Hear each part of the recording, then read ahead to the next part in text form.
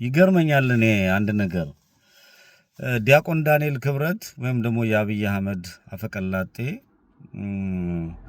እኔ አብይ አህመድን እሱ ይመራዋል የሚል እምነት ነው ያለኝ። ምክንያቱም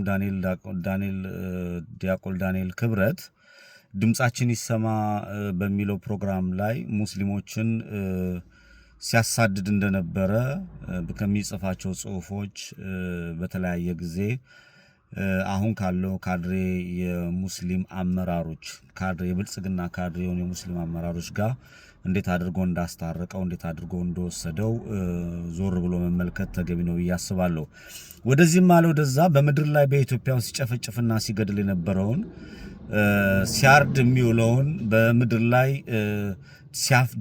ደም ሲያፈስ ሲጨፈጭፍ ከቦታ ቦታ ሲያፈናቅል የብሔር የአቅጣጫ የወሰን የሰው ልጅ የእድሜ የምን ሳይል ያቺን ሀገር ምስቅልቅሏን የሚያወጣ ቡድን ተቀላቅሎ የኢትዮጵያ ኦርቶዶክስ ቤተክርስቲያን የድቁና ማዕረግ ሰጥታው የብዙ ዲያቆኖች ታሪክን ስናይ የዋቅን አስተዋይ አምላካቸውን የሚፈሩ ለሕዝባቸው የሚያገለግሉ በቅስናም በጳጳስም በሊቀ ጳጳስነትም ተሹመው አልፎ ይሄዳሉ። በድቁና ማዕረግ የእግዚአብሔር የሚከበርበት እግዚአብሔር የሚታወስበት ለእግዚአብሔር የምታገለግልበት ነው። ዲያቆን ዳንኤል ክብረት የሚባል ግለሰብ ትላንትና ወይም ደግሞ ሰሞኑን በሰማሁት በውጭ የሚኖር ማንኛውም ኢትዮጵያዊ የኢትዮጵያ መንግስት የሚቃወም በሙሉ ሬሳው ወደ ሀገር ቤት ገብቶ መቀበር የለበትም፣ ማንኛቸውም መቃወም የለባቸውም የሚል እጅግ በጣም የደነቆረ ጠላትነትን እስከ ጥግ የረካ ጠላትነቱን ያሳየበትን ንግግር ስመለከት ነበር። ጠላትነት ማለት ነው። በቃ ይሄ ምንም ትርጉም ልሰጠው ማትችለው ገሎ እንኳን ሀገር ቤት ያለውን ንጹሃን ገሎ ጨፍጭፎ ደም አፍሶ ንጹሃንን ረሽኖ በድሮን ቀጥቅጦ ገበሬ ያረሰውን እንዳይሸጥ ገበሬ እንዳያርስ እርስ በርስ በሴራና በተንኮል ሲጨፈጭፍ ምሁራንን እስር ቤት ሲከት ሲያርድ ሲያጋድል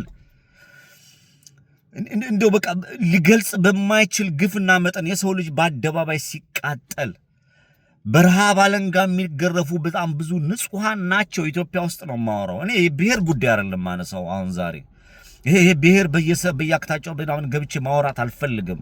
በኢትዮጵያ ላይ የሚደርሰውን ግፍና በደል ነው መናገር ፈልገው። ንጹሃን በያሉበት ዕውቀት ያላቸው ሊያስተምሩ ሊያሻግሩ ወይም ደግሞ የህዝቡን የመጣበትን መከራ በወረቀት ላይ ጽፈው እንዴት አድርገው ማውጣት እንዳለባቸው የሚያውቁትን እስር ቤት አጉረህ ስታበቃ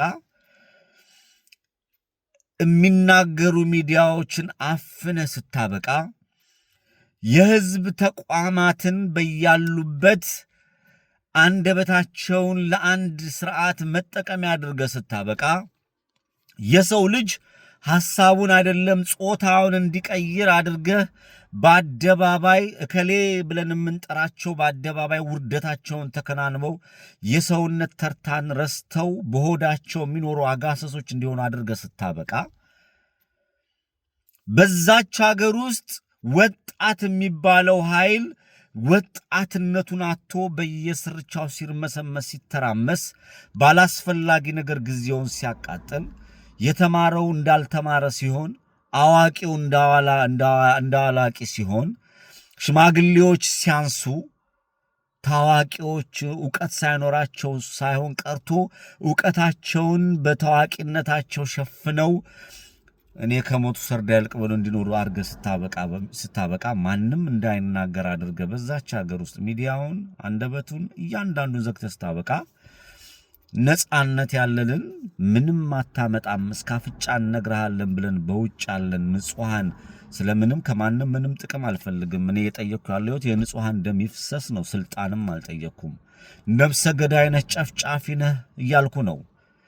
የእንደኔ አይነቱን እውነተኛ ተናጋሪ ሬሳቸው ወደ ሀገር ቤት እንዳይገባ ብሎ መናገር አንዳንዴ እንደ ሃይማኖት ይህ ሃይማኖተኛ ይሄን አይልም።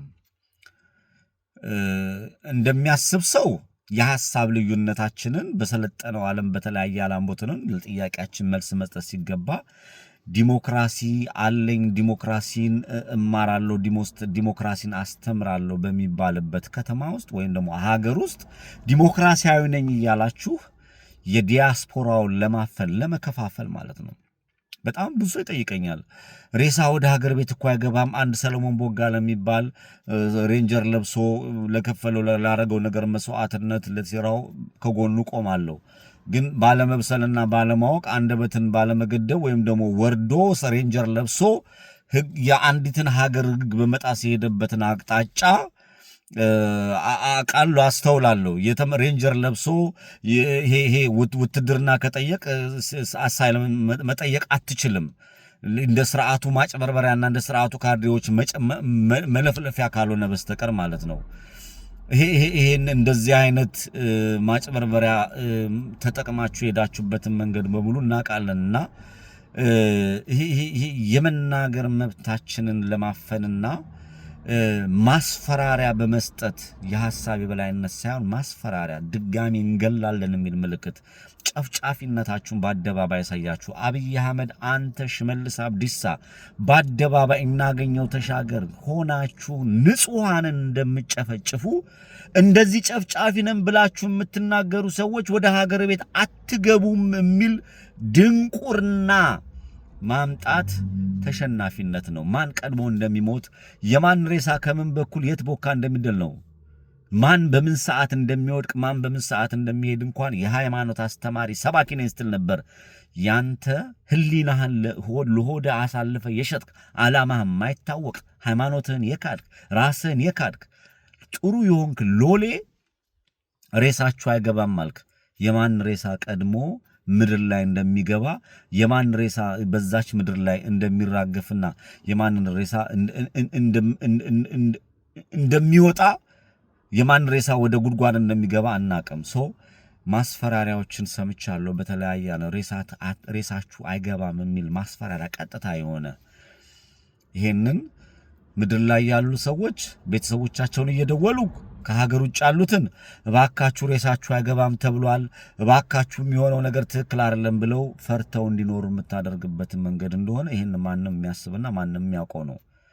ከዛ ውጭ ግን በውጭ ዓለም የሚኖረውን ዲያስፖራ ይሄ አንዳንዱ እውነት እርጥብ ነው፣ አንዳንዱ ሆዱ ከሞላ ምንም የሚያውቀው ጉዳይ የለም፣ አንዳንዱ መጠጥ ምናምን ርካሽ ነው። ያን መጠጥ ከጠጣና ከበላ ዝም ብሎ ስልክ ከፍቶ ካለ እሱ ኑሮ ማለት እሱ ነው።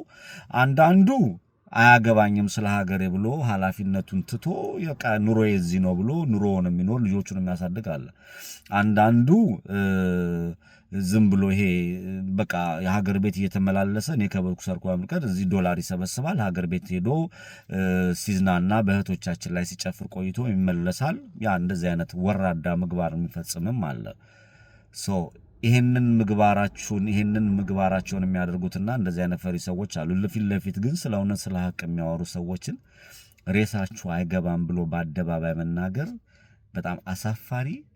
እኔ የሃይማኖት አባቶች ሊያወግዙት የሚገባ ሙስሊም፣ ክርስቲያን፣ ፕሮቴስታንት ምንም ሊያወግዙት የሚገባ ፍጹም ይሄ ዲሞክራሲያዊ የሆነ መንገድ ይሄ በጥይት የጨፈጨፈው ህዝብ ሳይቀር በአካል ደግሞ በውጭ ያለውን ገና ሳይሞት በቁሙ ሬሳ ለማድረግ ያሰበ አካሄድ ነውና ለዲያቆን ዳንኤል ክብረትና ለጓደኞቹ ለመሰል እዚህ ሶሻል ሚዲያ ላይ ለሚያጨበጭቡት ቀድሞ ሟቹ ማን እንደሆነ አይታወቅም። ኢትዮጵያ አምላክ አላት። የኢትዮጵያ አምላክ ማንን በተራ እንዳነሳ እናውቃለን። እኔ መለስ ዜናዊ ከመሞቱ ከሁለት ወር በፊት መለስ ዜናዊን የኢትዮጵያ አምላክ እንደሚያነሳው ደብረ ሊባኖስ ላይ ብዙ ሺዎች በተጠረቀሙበት በአደባባይ ሲነገር ሰምቻለሁ። አቡነ ጳውሎስን በአደባባይ ተከታትለው እንደሚሄዱ ሲወራ ሲነገር ሰምቻለሁ። ያቻ ጋር ታሪክ አላት ኢትዮጵያ፣ ታሪክ አላት ኢትዮጵያ፣ ወግ አላት ኢትዮጵያ፣ አስተዋይ አላት ኢትዮጵያ፣ የሚጸልዩላት አሉ። ቀድሞ ማቹ ሳይታወቅ ራስንም ሬሳ ለማንደድና ለማቃጠል የምትሄድበት ጎዳና እንዳይሆን ለራስ አስብ። ከሬሳ ጋር ጸብ ደግሞ እጅግ በጣም የሚያስጠላ ነው። ለእውነት ያላችሁ ሰዎች ሞታችን በሰማይ እውነትን ይዘን እውነት የያዘ ሰው አይሞትም። እውነት ስላለን ስለ እውነት ተጋርለን ስለ እውነት አቅጣጫ ይዘን በእውነት ጎዳና እንሄዳለን። እውነት ያላችሁ ሰዎች ስለ ወገኖቻችሁ ዝም እንዳትሉ ጥሬን አስተላልፋለሁ። እውነት ያላችሁ ሰዎች የሃይማኖት ልዩነት፣ የብሔር ልዩነት ወይም ደግሞ የሐሳብ ልዩነትን በጥላቻ በመያዝ ሬሳችሁ እንኳን ወደ አገር ቤት አይገባም የሚለውን አካሄድ ሁላችሁም እንድትቃወሙ ትክክል እንዳልሆነ በአደባባይ ቆማችሁ እንድታወግዙ ጥሬን አስተላልፋለሁ። ከሙታን ጋር የሚጣላው ሞት ነው። ስለዚህ በቁም ያለነውን አንደበታችሁን ዝጉ ካልሆነ ሞታችሁ አትመጡም ብሎ ማስፈራራት የሙት መንፈስ ነውና የሙት መንፈስ የሙት አስተሳሰብ የሙት አካሄድ ነው። ሀገሪቱን ብልጽግና ሳይሆን ብልግና የሚባለው ፓርቲ የቁም ሞት እየገደለ እንዳለ ጥሩ ማስረጃ ይሆናል የሚል እምነት ስላለኝ ይሄ እውነት ደግሞ እኔ ስጋ በስባሽ ነው። የተቀደሰች የተባረከች ሀገር ላይ ስጋ ቢያርፍ መልካም ነው። ውሸተኛ እውነትን የምትናገር ከሆነ ስጋ ሬሳህ ወደ ሀገር ቤት አይገባም የሚል ካለ ለዳንኤል ዲያቆን ዳንኤል ክብረት ሬሳዬን ክትፎም ምንድነው ይሄ ቀየጡም በየአይነትም ከፈለገም በለብለብ በጥሬ ስጋም አድርጋችሁ አብሉት። እኔ የሰው ልጅ ስጋ በስባሽ ነው። የህሊናና እስትንፋሴን የሚረከብ አምላክ አለ። ያ እውነት ነው እንጂ የሚያስጨንቀኝ እንዳንተ ህሊናዬን ሸጬ ሬሳችሁ እንኳን ወደ አገር ቤት አይገባም የሚል ከንቱ የሆነ መልእክት በአደባባይ አላስተላልፍም። ኤኒዌይስ ኢትዮጵያኖች አትፍሩ፣ ስለ እውነት ቆሙ። ሞት አይቀርም፣ የትስ ብንወድቅ መውደቃችን አይቀርምና በአደባባይ ግን በዚህ ደረጃ በኢትዮጵያ ደረጃ የመጀመሪያው የወራዳነት ተግባር ነው መንግስቱ ኃይለማርያም። እኔም ቢጠሉኝ ሀገሬን ግን ይወዳሉ ብሏልና ሀገራችን እንወዳለን። ቴንኪው